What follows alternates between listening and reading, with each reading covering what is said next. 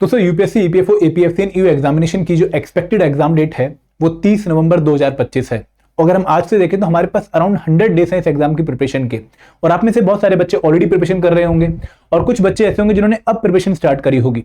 तो भाई इन 100 डेज में आप सभी बच्चों की क्या प्रिपरेशन स्ट्रेटेजी होनी चाहिए, मैं आप लोगों के साथ डिस्कशन करने वाला हूं। एक बहुत ही प्रैक्टिकल स्ट्रेटेजी की बात करेंगे और कुछ इस तरीके से डील करेंगे चीजों से कि भाई हम उनको रियल लाइफ में इंप्लीमेंट कर पाए। तो आप इस सेशन एंड तक पक्का देखिएगा। लेकिन आगे बढ़ने से पहले मैं आप लोगों से रिक्वेस्ट करूंगा कि अगर आप लोग एपीएफसी और ईयू एग्जाम की तैयारी कर रहे हैं तो हमारा YouTube चैनल सब्सक्राइब करना ना भूलें।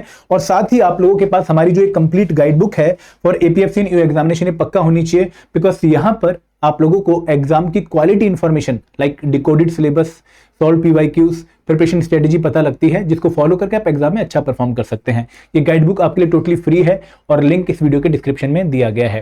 दोस्तों जैसा कि आप सबको पता ही है कि एक लेटर सर्कुलेट हुआ था, वहां पर हमें जो है एक्सपेक्टेड डेट का आइडिया लगा एग्जाम की कि भाई 30 नवंबर 2025 को एक ही दिन में एक ही एग्जाम ईओए और एपीएफसी का कंडक्ट होगा, जहां पर हम लोगों को रेडी होके जाना है और अपनी अच्छी परफॉर्मेंस देनी है। अगर हम यूपीएससी का आरटी कैलेंडर भी देखें तो यहां भी 29 नवंबर 2025 को 2 दिन रिजर्व किए गए हैं फॉर रिक्रूटमेंट टेस्ट। तो मोस्ट प्रोबेबली हमें जो एग्जाम डेट देखने को मिल रही है वो है 30 नवंबर 2025। देखो अगर ये एग्जाम डेट रहती है तो हमें इसके हिसाब से रेडी रहना है। अगर बाई चांस एग्जाम डेट आगे जाती है, पोस्टपोन होती है, तो उस केस में हमारे पास लग्जरी होगी, हमारे पास जो एडिशनल टाइम होगा वो हम रिवीजन में यूज कर लेंगे। तो यहां पर आप लोगों ने 100 डेज के हिसाब से ही तैयारी करनी है, क्योंकि अगर हम आज से देखें आपके पास अराउंड 100 डेज ही बचे हैं इस एग्जाम की क्वालिटी प्रिपरेशन के लिए। तो इसीलिए 100 डेज की स्ट्रेटेजी की हम बात करने वाले हैं।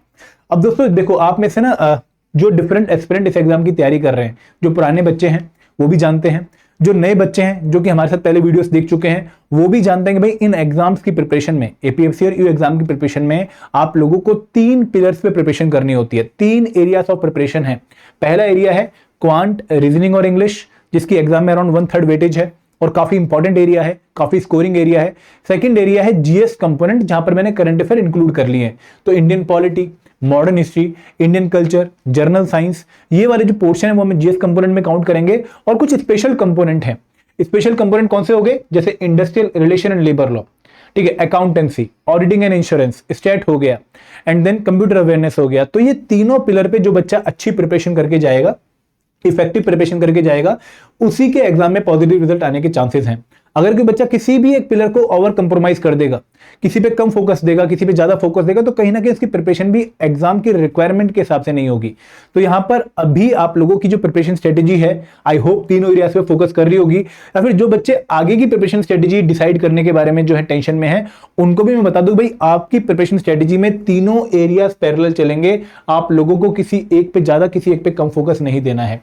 ये बात आप लोगों ने बहुत क्लियरली समझ लेनी है। देखो यहाँ पे ना यूपीएससी वाले बच्चे ज्यादातर क्या गलती करते हैं कि वो इन दोनों एरियाज पे ओवर फोकस रखते हैं, इन पे फोकस नहीं रखते हैं स्पेशल कंपोनेंट्स पे। तो एग्जाम अब ऐसा नहीं है कि भाई बहुत आपको सिंपल तरीके से सिलेक्शन मिल जाएगी, आप यूपीएससी बैकग्राउंड के और आपके लिए माला लेकर खड़े हैं ईपीएफओ वाले, नहीं, ऐसा नहीं होने वाला। आप लोगों को ये कंपोनेंट्स भी अच्छे से पढ़ने पड़ेंगे। और इवन एसएससी वाले बच्चे का क्यूआरई स्ट्रांग है तो भी उसको जीएस और स्पेशल कंपोनेंट पढ़ने पड़ेंगे। तो ये तीनों एरियाज आपकी प्रिपरेशन का जो है हिस्सा है, जिन पे आपने इक्वल फोकस करना है। कोई भी प्रिपरेशन स्ट्रेटेजी हम बनाते हैं, कोई भी प्रिपरेशन स्ट्रेटेजी हम ईपीएफओ एग्जाम के बारे में सुनते हैं, वहां पर आप लोगों ने इन तीनों एरियाज के बारे में जो है इक्वली फोकस करना है। ये बार बार मेरी रिक्वेस्ट इसलिए है क्योंकि जो गलती आप लोग करोगे वो यही करोगे कि आप एक पे ओवर फोकस और एक पे अंडर फोकस रखोगे। एंड दोस्तों यहाँ पर एक और बात ध्यान रखिएगा कि यहाँ पे कुछ एरिया स्कोरिंग है। जैसे अगर मैं क्यूआरई की बात करूं, this is highly scoring area, यहाँ पर आप बहुत अच्छा रिटर्न ऑन इन्वेस्टमेंट ले सकते हो। GS, there is a limit of what you can score. यहाँ पर आप बहुत मेहनत करने के बाद भी जो 70% का दायरा है उसको क्रॉस नहीं कर पाते हो, बहुत मुश्किल होती है। और special component is again very scoring. तो यहां पर अगर किसी बच्चे ने कट ऑफ के जल्दी पास जाना है और इजीली पास जाना है, तो कहीं ना कहीं ये जो लास्ट वाले 2 एरियाज है, बाउंड्री वाले 2 एरियाज है, इन पे आपका फोकस रहना चाहिए। इस पे आपको उतना ही फोकस देना चाहिए जितना इसकी वेटेज है, ठीक है। अब दोस्तों यहां पर हम आगे बढ़ते हैं। अब आप में से डिफरेंट बैकग्राउंड के बच्चे भी हैं। जो बच्चा तैयारी कर रहा है वो कुछ ऐसा भी है कि भाई जिसने अभी तो कोई प्रिपरेशन करी नहीं है, अभी फॉर्म फिल किया है, अभी उसको ध्यान आया कि भाई मुझे एपीएफसी और ईयू एग्जाम की तैयारी करनी चाहिए, उसने अभी नोटिफिकेशन आने के बाद इस एग्जाम के बारे में सुना है और अभी फॉर्म फिलिंग से फ्री होके अब तैयारी करने की तरफ आया है। तो उस बच्चे के लिए क्या स्ट्रेटेजी होनी चाहिए? कुछ बच्चे ऐसे होंगे जो कि ऑलरेडी सीजीएल एग्जाम की प्रिपरेशन कर रहे हैं, बैंकिंग एग्जाम की प्रिपरेशन कर रहे हैं, यूपीएससी सिविल सर्विस एग्जाम की प्रिपरेशन कर रहे हैं और चाहते नहीं है कि वो एग्जाम डाइल्यूट हो। वो चाहते हैं कि भाई उस एग्जाम के साथ हमारा ये वाला एग्जाम भी मैनेज हो जाए, कैसे हम एक तीर से दो निशाने लगा लें, वो ये सुनना चाहते हैं। और कुछ लोग जॉब के साथ तैयारी कर रहे हैं, उनके लिए सिचुएशन बहुत टफ है, लेकिन फिर भी तैयारी कर रहे हैं क्योंकि भाई करंट जॉब में कोई ना कोई दिक्कत है, स्विच करना है। दोस्तों आप तीनों कैटेगरी ऑफ स्टूडेंट्स के लिए जो ओवरऑल ब्रॉड प्लान है वो कहीं ना कहीं एक ही डायरेक्शन में चलेगा। वो ओवरऑल ब्रॉड प्लान क्या है कि भाई 3 एरियाज ऑफ प्रिपरेशन है, quant, reasoning, English, general studies including current affair and EPFO special component. तो आज जब आप ये वीडियो देख रहे हैं या जब भी आपका दिन ऑफ वॉचिंग वीडियो है 16 अगस्त 17 अगस्त, तो आप लोगों के लिए वो डे 0 है जहां पर आप लोगों ने अपना स्टेटस चेक करना है। स्टेटस चेक का मेरा मतलब क्या है कि भाई मुझे कितना आता है और मुझे कितना और कवर करना है। और ये स्टेटस चेक कैसे होता है, तो मैं बार बार कहता हूं कि स्टेटस चेक करने का तरीका यह है कि आप 2023 का एपीएफसी एग्जामिनेशन अपने सामने रखो और सॉल्व करो ताकि आपको पता लगे कि भाई आपको जो कंपोनेंट आपको लगता था आते हैं वो कितने अच्छे आते हैं और कौन कौन सा कंपोनेंट ऐसा है जहां पर आप क्वेश्चन सॉल्व करने में कंफर्टेबल हो। तो यहां पर आप लोगों ने अपना स्टेटस चेक करना है टू नो कि भाई क्या आप कंप्लीट बिगिनर हो, क्या आप 0 हो, क्या आप कुछ ऑलरेडी नो आपको पता है या फिर आपको बहुत कुछ पता है। तो यहाँ पे क्यूआरई में कितना कवर आपने सिलेबस कर लिया है वो आपको आइडिया लग जाएगा। जीएस में आपने कितना सिलेबस ऑलरेडी कवर कर रखा है वो आपको आइडिया लग जाएगा। और स्पेशल कंपोनेंट में आपने कितना कवर कर रखा है वो आपको आइडिया लग जाएगा। जैसे आप में से अगर कोई बच्चा UPSC civil service exam background का है तो उसको पता लग जाएगा कि भाई polity, economy, science, culture, history कितनी अच्छी आती है, पता लगेगा यहाँ पर। सिमिलरली अगर कोई बच्चा सीजीएल बैकग्राउंड का है तो उसको पता लगेगा भाई मुझे क्यूआरई कितना अच्छा आता है और जीएस में मुझे कितना और करना है। इवन यूपीएससी वाले बच्चे को पता लगेगा कि भाई मैं जो सीसेट की प्रिपरेशन करके आया हूं उससे मेरा क्यूआरई यहाँ पर कितना सॉल्व हो रहा है। एंड दोस्तों अगर कोई बच्चा कॉमर्स बैकग्राउंड का है जिसने अकाउंट्स, ऑडिटिंग पहले पढ़ रखा है तो उसको भी पता लगेगा कि मेरी जो ग्रेजुएशन लेवल की प्रिपरेशन है वो मुझे ईपीएफओ में कितना हेल्प कर रही है। हर किसी को अपना स्टेटस चेक करना है क्योंकि इससे आपको सेल्फ अवेयरनेस मिलेगी और सेल्फ अवेयरनेस इस एग्जाम की प्रिपरेशन में बहुत जरूरी है कि भाई आपको अपनी ऑनेस्ट रिपोर्ट पता हो, अपना सही मूल्यांकन पता हो कि भाई मैं कहां पर इस टाइम पर स्टैंड करता हूं और मुझे कितनी और मेहनत करने की जरूरत है इस एग्जाम को क्रैक करने के लिए। अगर ये आपको पता है तो आपकी मेहनत क्लियर फोकस एरिया के साथ होगी। अदरवाइज आप डाइवर्टेड तैयारी करोगे, आप जो है सही तैयारी नहीं करोगे। आपको क्लियरली पता होना चाहिए कि भाई पॉलिटी में मुझे 60% क्वेश्चन सॉल्व हो रहे हैं, 40% एरिया मेरे अभी भी वीक है, मुझे उस पर काम करना है। क्यूआरई मैंने सीसेट के लिए प्रिपेयर तो किया था लेकिन यहां पर मेरी स्पीड कम हो रही है, मैं ज्यादा टाइम लगा रहा हूं क्वेश्चन पे। अगेन आपको हर कंपोनेंट के बारे में अपनी एक अवेयरनेस पता लगेगी कि भाई आप कहां पे स्टैंड करते हैं। उसके बाद 15 नवंबर 2025, दोस्तों ये डेट कहीं लिख के रख लो, ठीक है। 15 नवंबर 2025 तक आपने जो भी नया पढ़ना है वो पढ़ें, लेकिन 15 नवंबर 2025 के बाद आपने नया कवर नहीं करना है। तो यहां पर 15 नवंबर 2025 तक जो भी चीजें आपकी बची हुई हैं आप उनको कवर करोगे और जो आपने ऑलरेडी पढ़ी हुई हैं, जो आपको ऑलरेडी आती हैं, उनको रिवाइज करोगे। मैं ब्रॉड प्लान बता रहा हूं, अभी आगे और भी डिटेल में घुसेंगे। तो यहां पर रिमेनिंग पोर्शन पहले कवर करेंगे और जो पोर्शन हमने कवर कर रखा है वो हम रिवाइज करते रहेंगे ताकि हमारी कमांड उन चीजों पर बनी रहे जो हमें ऑलरेडी आती थी। अब मैं अगेन एग्जाम्पल भी दूंगा सिमिलरली बाकी कंपोनेंट्स के लिए। और उसके बाद जब हमारा 16 नवंबर आ जाएगा तो दोस्तों फिर एक ही काम है कि भाई रिवाइज, प्रैक्टिस, लर्न, रिवाइज, ये साइकिल रिपीट होगी कि हम पढ़ेंगे, रिवाइज करेंगे, हम टेस्ट देंगे, हम अपनी लर्निंग देखेंगे भाई कहां पर वीक एरिया है, हम उनको इंप्रूव करेंगे और इस तरीके से हम गो थ्रू करते रहेंगे। तो यहां पर आप लोगों ने ध्यान रखना है कि भाई आप लोग पहले तो 16 अगस्त से लेकर 15 नवंबर तक कोई भी प्रिपरेशन आप कर रहे हैं तो वहां पर 2 पोर्शन में प्रिपरेशन होगी। एक तो रिमेनिंग पोर्शन जो बचा हुआ है, जो आपने अभी तक कवर नहीं किया है, हम वो कवर करेंगे और जो पोर्शन हमने कवर कर लिया है उसको हम रिवाइज करेंगे। मैं एग्जांपल लेके चलता हूं। देखिए एक बच्चा जो कि बिल्कुल 0 से स्टार्ट हो रहा है, बिल्कुल बिगनर है, उसके लिए तो सारा ही रिमेनिंग है, 100% का 100% रिमेनिंग है और यहां पर उसकी कोई चीज है ही नहीं रिवाइज करने वाली, तो उसका तो पूरा फोकस ही नई कवरेज पे होना चाहिए। अगर कोई बच्चा for example UPSC civil service exam background का है और लगभग 3-4 साल प्रिपरेशन के हो गए, तो उसके लिए मेजर रिमेनिंग पोर्शन क्या है कि भाई क्या पता उसने इंडियन पॉलिटी का कोई टॉपिक ना पढ़ा हो, ठीक है, क्या पता उसने हिस्ट्री में, कल्चर में कोई टॉपिक छोड़ दिया हो, वो उसका रिमेनिंग पोर्शन है। क्या पता उसने साइंस में बेसिक साइंस कवर ना कर रखी हो, basic physics, basic chemistry, basic biology, वो उसका रिमेनिंग पोर्शन है। कवर्ड पोर्शन क्या है कि भाई उसने इंडियन पॉलिटी लक्ष्मीकांत से 2-3 बार पढ़ लिया है, उसको मेजर चैप्टर सारे आते हैं, वो रिवाइज करेगा। उसने मॉडर्न हिस्ट्री स्पेक्ट्रम से पढ़ लिया है, उसको मेजर चैप्टर सारे आते हैं, वो रिवाइज करेगा। एंड दोस्तों रिवीजन कहां से होगी ये भी ध्यान रखिएगा, ये रिवीजन आपके 19 सोर्सेज से होगी जो आपने अभी तक 3-4 सालों में फॉलो किए हैं। कोई नया सोर्स इस मूवमेंट पे रिवीजन के लिए फॉलो नहीं करना है। मैं बार बार यही समझा रहा हूं आप लोगों को, आप में से बहुत सारे बच्चे ब्लंडर मिस्टेक करेंगे। हम जिन सोर्सेज से चीजें कवर करते आए हैं उन्हीं पर ट्रस्ट करके हमें इस एग्जाम में जाना है, क्योंकि अगर वो सोर्सेज सिविल सर्विस एग्जाम के लिए इनफ थे तो वो सोर्सेज इसके लिए भी इनफ हैं। ठीक है, ऐसे ही हमें बाकी एरियाज की रिवीजन करती रहनी है जो हमने ऑलरेडी पढ़ी हुई है, और रिवीजन के साथ साथ जो चीजें प्रैक्टिस वाली हैं जैसे क्वांट है, रीजनिंग है, इंग्लिश है, वो उनकी रिवीजन ऐसे नहीं तो फॉर्मूले याद रखोगे, याद करोगे बार बार, नहीं, आप उनमें प्रैक्टिस करोगे। तो यहाँ पे अगर कोई सीजीएल वाला बच्चा है, एसएससी सीजीएल वाला बच्चा, तो उसका रिमेनिंग पोर्शन क्या है कि भाई उसने जो है इंडियन पॉलिटी, मॉडर्न हिस्ट्री और इंडियन इकोनॉमी, ठीक है, ये उसने बहुत बेसिक लेवल पे कवर कर रखे, बहुत फैक्चुअल लेवल पे कवर कर रखे, तो इनमें उसको अपना लेवल बढ़ाना पड़ेगा। लेकिन कवर्ड पोर्शन क्या है, जनरल साइंस उसने पढ़ रखा है, सीजीएल में जनरल साइंस काफी अच्छा आता है, वो यहां पर काम आ जाएगा। इंडियन इकोनॉमी उसने थोड़ा सा कवर कर रखा है बेसिक, वो यहां पर काम आ जाएगा। करंट अफेयर काम आ जाएंगे, तो उनको रिवाइज करना है। तो इस तरीके से आपने अपनी रिक्वायरमेंट आइडेंटिफाई करनी है, और रिक्वायरमेंट कैसे आइडेंटिफाई होगी, डिकोडेड सिलेबस देख के और पीवाईक्यूज देख के। आपके पास अगर डिकोडेड सिलेबस और पीवाईक्यूज नहीं है, मैं फिर रिमाइंड कराना चाहूंगा कि गाइड बुक डाउनलोड कर लो, यहाँ पे दोनों ही चीजें आपको मिल जाएंगी। तो आप लोगों का काम क्या है कि भाई 16 अगस्त से लेके 15 नवंबर तक हम जो भी हमारा बचा हुआ पोर्शन है वो कवर करेंगे, और जो हमने ऑलरेडी पढ़ा हुआ है, जो हमें आज पता लगा है, उसको हम रिवाइज करते चलेंगे। तो यहाँ पे प्लान में दो चीजें होंगी, covering of remaining portion and revision of covered portion. And 16 नवंबर के बाद नथिंग न्यू, हमें कुछ भी नया नहीं पढ़ना है। ध्यान रखिएगा, अगर आप 80% सिलेबस को भी अपने कंट्रोल में करके एग्जाम में जाते हैं ना, तो भी सिलेक्शन के चांसेस हैं, और अगर आप 100% सिलेबस कवर करके रिवीजन के बिना जाते हैं तो भी सिलेक्शन आपकी कंप्रोमाइज्ड है। ये पॉइंट आप में से हर एक बच्चे को समझ में आना चाहिए। आगे बढ़ते हैं, अब बात करते हैं कि भाई मैं बिगिनर हूं। बिगिनर मतलब जिसने अभी इस एग्जाम की प्रिपरेशन स्टार्ट करी है, जिसने पिछले 3-4 साल से कोई तैयारी नहीं कर रखी, जो कि 8-9 साल की जॉब के बाद प्रिपरेशन में आ रहा है, जो कि अभी ग्रेजुएशन कंप्लीट करके एग्जाम की प्रिपरेशन में कूद रहा है, और उसका पहला गवर्नमेंट एग्जाम यही होने वाला है, प्रिपरेशन वाला। तो उनको क्या करना चाहिए? देखो, मैं बहुत ऑनेस्टली बोलूंगा कि भाई बिगिनर आपके लिए सिचुएशन बहुत टाइट है। क्यों टाइट है? कि भाई लिमिटेड टाइम है और प्रिपेयर बहुत ज्यादा करना है। तो यहां पर आप लोगों के सामने दो सवाल हैं, दो रास्ते हैं। पहला रास्ता यह है कि भाई पूरा सिलेबस कवर करो, एंड टू एंड पूरा सिलेबस, जितने भी टाइम बचे हैं 100 दिन के, उसमें 12, 14, 15 घंटे पढ़ो, लेकिन पूरा सिलेबस कवर करो। दूसरा सॉल्यूशन क्या है? दूसरा सॉल्यूशन यह है कि भाई मैं इंपॉर्टेंट टॉपिक हर एक कंपोनेंट्स के अच्छे से प्रिपेयर कर लेता हूं और फिर देखता हूं कि मेरा क्या बनता है। तो यहां पर मेरी ऑनेस्ट एडवाइस क्या है, सुनिए ध्यान से।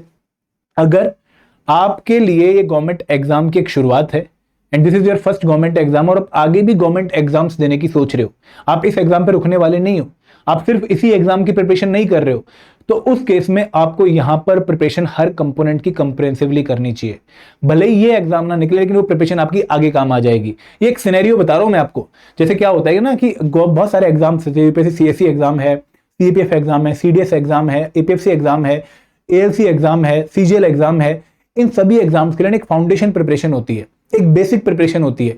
जिस बच्चे ने वो बेसिक प्रिपरेशन कर ली, फिर वो मल्टीपल एग्जाम्स टारगेट कर सकता है।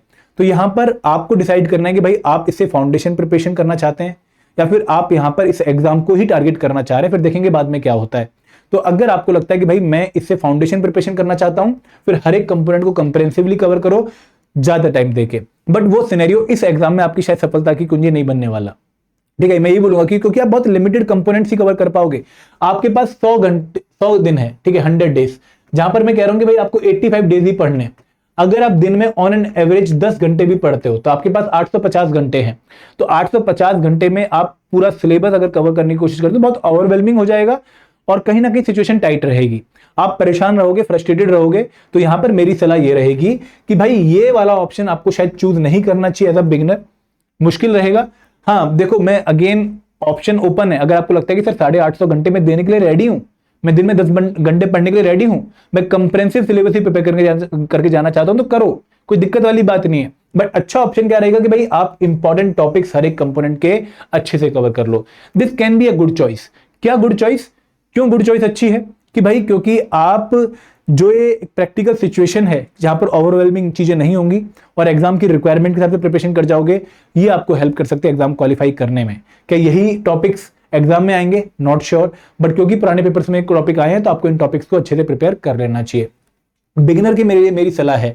एंड दोस्तों, बिगिनर के लिए मेरी सलाह यह भी है कि भाई अगर आपको कोई क्रैश कोर्स मिल जाता है, ठीक है, जैसे हम भी अभी 25 तारीख के आसपास एक क्रैश कोर्स लॉन्च करने वाले हैं जो कि 1 सितंबर से स्टार्ट होके 4-5 नवंबर तक चलेगा। या फिर आपको कोई ऐसा कोर्स मिल जाता है जहां पे लाइव क्लासेस ऑलरेडी चल रही हैं, जैसे हमारा मास्टर कोर्स है, आप उन कोर्स में एनरोल करके तैयारी स्टार्ट कर दो, लाइव क्लासेस के थ्रू चीजें कवर करना शुरू कर दो। देखो लाइव क्लासेस क्या करेंगे कि भाई आपको 70 से 80% सिलेबस अच्छे से रिवाइज करवा देंगी, कवर करवा देंगी, तो आपके लिए एक अच्छी प्रिपरेशन का एक बाउंड्री बन जाएगी। मैं ये तो नहीं बोलूंगा कि भाई प्रिपरेशन कंप्रेहेंसिव होगी, बट क्योंकि आपने लेट स्टार्ट किया तो थोड़ा बहुत पनिशमेंट तो रह गई। तो पनिशमेंट क्या है कि भाई आपको अब शॉर्टकट फॉलो करना पड़ रहा है, आपके पास लॉन्ग टर्म का सॉल्यूशन नहीं है। तो दोनों ही ऑप्शन ओपन है, आप एक बार डिसाइड कर लीजिए अपने एंड पे कि भाई आप कितनी शिद्दत और कितनी मेहनत के अब टाइम डिवोट करने की सोच रहे हैं। अगर आप लाइव क्लासेस भी अटेंड करेंगे ना, तो मैं ये कहूंगा कि भाई लाइव क्लासेस में भी अगर आप 8-9 घंटे लगा दें, कि 2 घंटे की लाइव क्लास है, एक मॉर्निंग में है, 1-2 घंटे की लाइव क्लास इवनिंग में है, 4 घंटे की लाइव क्लासेस हो गई, फिर उनको रिवाइज करोगे, उनकी प्रैक्टिस करोगे, तो भी आपको 8-9 घंटे लग जाएंगे। तो वो प्रिपरेशन भी खराब नहीं है, आपको सेकंड वाले ऑप्शन की तरफ ही जाना चाहिए अगर आप बिगिनर हैं। आगे बढ़ते हैं दोस्तों। यहाँ पे अगर आपको कोर्सेज के बारे में इंफॉर्मेशन है तो आप इस वीडियो का डिस्क्रिप्शन पक्का चेक कर लीजिएगा, वहां पे हमने अपने कोर्सेज का लिंक दे रखा है। मास्टर क्लास में 4 अगस्त से लेके 6 अक्टूबर तक की लाइव क्लासेस का शेड्यूल ऑलरेडी है, क्लासेस स्टार्ट भी हो रखी हैं, आप उनको अटेंड कर सकते हो, उनका पार्ट बन सकते हो। जो क्लासेस आप मिस कर चुके हो उनकी आप रिकॉर्डिंग देख सकते हो, जो क्लासेस आगे होंगी अगर वो आपने मिस कर दी बाई चांस तो उनकी भी आप रिकॉर्डिंग देख सकते हो। तो आपके लिए सॉल्यूशन वो बेस्ट रहेगा। आगे बढ़ते हैं। अब दोस्तों बात करते हैं ऑलरेडी प्रिपेयरिंग बच्चे के लिए जो प्लान है मेरा क्या है। इवन जो नया बच्चा बिगिनर अपने घर पे तैयारी कर रहा है उसके लिए भी प्लान बिल्कुल वैलिड है कि भाई मुझे कोर्स के थ्रू प्रिपेयर नहीं करना, मुझे 100 दिन में सेल्फ स्टडी के थ्रू प्रिपेयर करना है। आप मुझे एक प्लान दे दो। देखो प्लान सुनिए ध्यान से। Already preparing for some examination, मैं बताऊंगा कैसे, बट पहले मैं फुल लेंथ जो बिगिनर है उनके लिए बताने वाला हूं कि मॉर्निंग शिफ्ट आपने डेली करंट अफेयर को देना ही देना 1 घंटा। करंट अफेयर में कोई कंप्रोमाइज नहीं होगा, आप डेली 1 घंटा करंट अफेयर को पक्का देंगे। ये बिगिनर के लिए बता रहा हूं पहले मैं।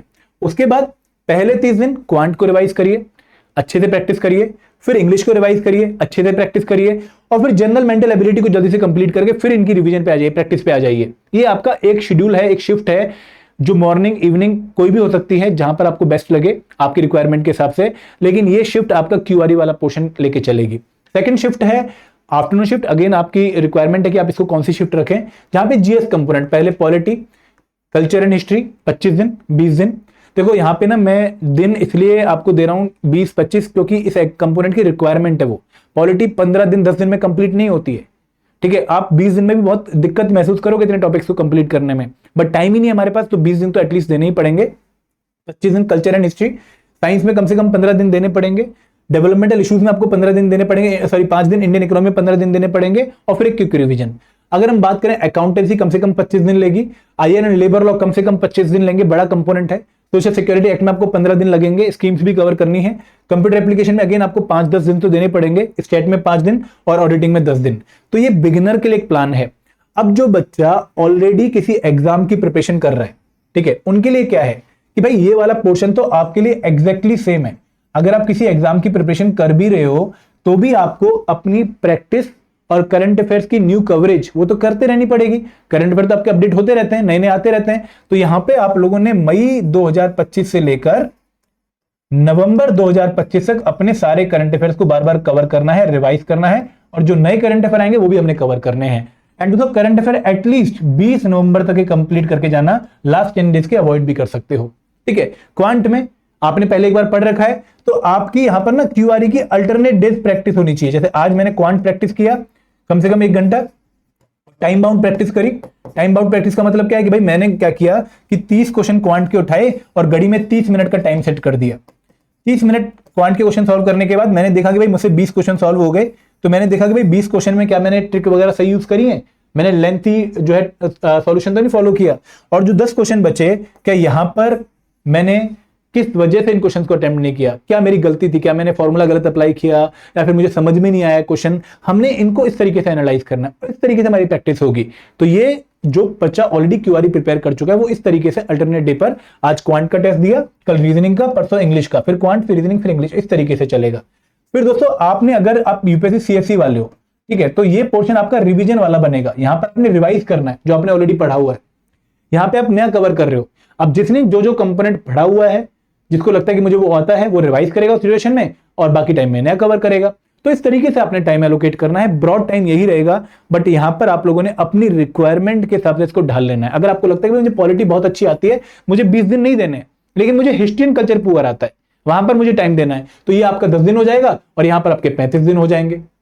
तो टाइम को शिफ्ट कर सकते हो आप अपनी रिक्वायरमेंट के हिसाब से। ये कोई रिजिड प्लान नहीं है, ये एक बेसिक प्लान है जहां पर आप लोगों ने अपनी रिक्वायरमेंट के हिसाब से चीजों को मॉडिफाई करना है।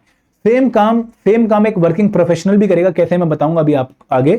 आपकी डेली टाइम मैनेजमेंट क्या होनी चाहिए, मैं दोबारा बताता हूं कि भाई मॉर्निंग शिफ्ट डेली 1 घंटे करंट अफेयर मैगजीन। अब हमारी मैगजीन अगर हमारे कोर्स में हो, विजन आईएएस की मैगजीन, इनसाइट की मैगजीन, जो भी मैगजीन आप फॉलो करो, और डेली 1 से 2 घंटे क्यूआरई, 1 से 2 घंटे मिनिमम क्यूआरई, ठीक है, क्योंकि एग्जाम में बहुत इंपॉर्टेंट है। उसके बाद 3 घंटे की शिफ्ट जहां पर आप जो सब्जेक्ट्स कवर कर चुके हो, जो आपके मेन एग्जाम से ओवरलैपिंग है, उनको रिवाइज करोगे और उसके क्विज एंड रिवीजन दोगे, और जो कंपोनेंट आपने नए प्रिपेयर करने हैं उनको आप जो है प्रिपेयर करोगे और उनकी क्विज एंड रिवीजन दोगे। तो इस तरीके से 3 शिफ्ट में आपने प्रिपेयर करना है। अगर कोई वर्किंग प्रोफेशनल है तो यहां पर उसको सिर्फ 1 घंटा देना है, उसके पास टाइम ज्यादा है ही नहीं।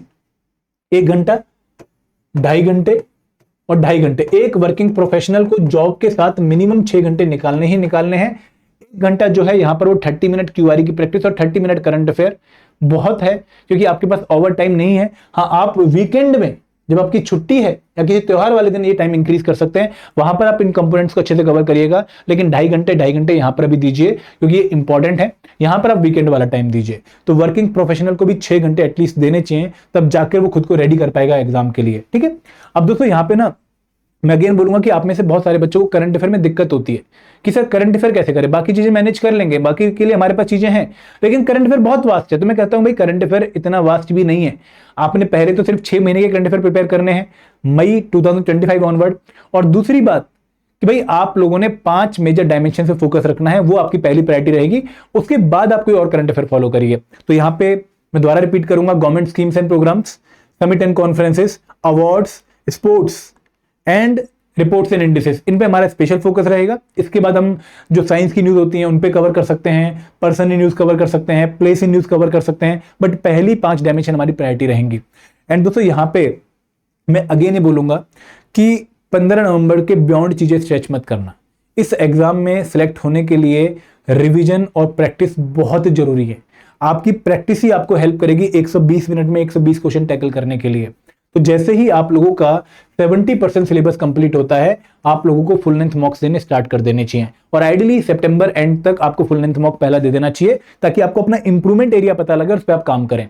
यहां पे कुछ कंपोनेंट ऐसे हैं, मैं एक और बात आपको बताना चाहूंगा, कुछ कंपोनेंट ऐसे हैं जहां पर आपको रिवर्स इंजीनियरिंग के थ्रू प्रिपरेशन करनी पड़ेगी। There is a limit of what you can read on those component. For example अगर मैं कंप्यूटर अवेयरनेस की बात करूं, जर्नल साइंस की बात करूं, इन दोनों कंपोनेंट्स की मैं बात इसलिए कर रहा हूं क्योंकि इन कंपोनेंट्स में ना कवर करने के लिए कोई लिमिट ही नहीं है। मतलब ये कंपोनेंट बहुत वास्ट है, और आपको मैंने बोला कि भाई 6 से 10 की एनसीईआरटी या फिर अरिहंत पब्लिकेशन की कंप्यूटर अवेयरनेस कवर कर लो, बट यहां पर the best thing to cover this component is solving MCQs.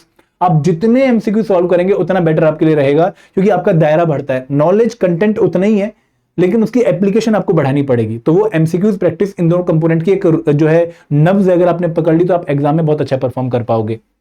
तो यहां पर मैं रिवाइज करता हूं कि भाई मैंने आपको 100 डेज प्लान में क्या बताया है कि आपने आज एक बार अपना स्टेटस चेक करना है कि क्या मुझे आता है और कितना मुझे और करना है, ठीक है। उसके बाद आपने 16 नवंबर तक, 15 नवंबर रात तक आपने चीजों को नया कवर करना है, और जो चीज आपने कवर कर रखी है उनको आपने रिवाइज करना है।